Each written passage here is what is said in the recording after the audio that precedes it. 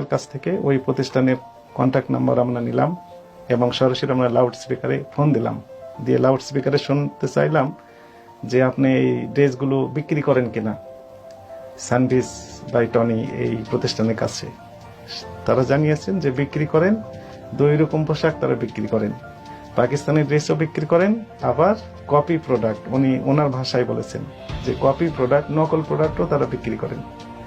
এবং যেগুলো নকল বিক্রি করেন তাতে বোঝা গেল যে সেগুলোর ক্যাশ মেমোটা যথাযথ দেয় না, সেখানে ক্যাশ মেমোতে তাদের প্রতিষ্ঠানের কোনো নাম ঠিকানাও থাকে না। তো তাতে করে প্রমাণিত হলো যে আসলে এটি নকল প্রোডাক্ট তারা বিক্রি করছে।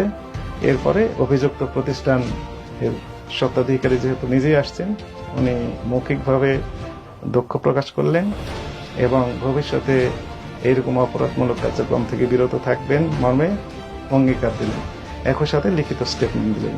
এর